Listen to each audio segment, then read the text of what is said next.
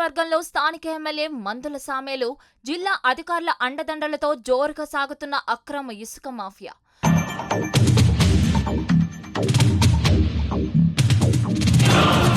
సాలిగారం మండలం వంగమర్తి గ్రామం నుండి హైదరాబాద్కు వందల లారీల ఇసుక తరలింపు. 2 కిలోమీటర్ల మేర బారులు తీరిన లారీలు. అసెంబ్లీ ఎన్నికల ప్రచారంలో ప్రజలకు ఇచ్చిన హామీల మాటలు నీటి ఊటలైనట్టేనా? నా కంఠంలో ప్రాణం ఉండగా దోసెడు కూడా ఇసుక తీసుకొనివ్వను అన్న మందుల సామేలు ఎక్కడ ఉన్నాడు?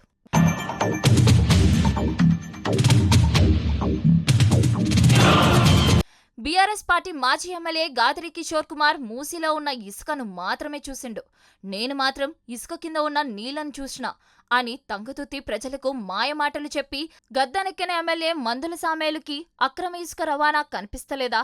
ప్రజాపాలనలో జాజిరెడ్డిగూడెం, వంగమతి గ్రామాల నుండి హైదరాబాద్కి వందలాది లారీలు పెట్టి ఇసుక విచ్చలవిడిగా తరలిస్తుంటే ఎమ్మెల్యే మందుల సామేలు తనకేమీ సంబంధం లేదన్నట్టుగా ఉండటం ఏమిటి అంటున్నారు ప్రజలు.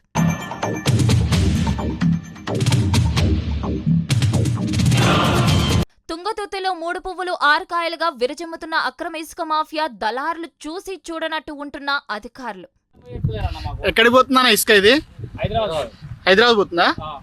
ఒక ఎన్ని రోజులు వచ్చి 11 రోజులు అవుతుంది. లిప్పులు లేవు అసలు అడిగిన మానవుడు లేడు మాకు. ఏమనంటే లేడు వాడు తీసుకుంటూ దాని మీద వాడు చెప్తున్నాడు. ఒక ఎన్ని రోజులు వచ్చి మీరు వచ్చి వారం రోజు ఈ ఆడికి 11 రోజులు కంప్లీట్ అవుతుందన్న. ఎక్కడ పోతుంది ఇసుక? హైదరాబాద్.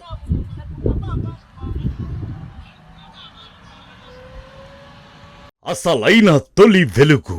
ఫాలో వాట్సాప్ @తొలి వెలుగు అఫీషియల్.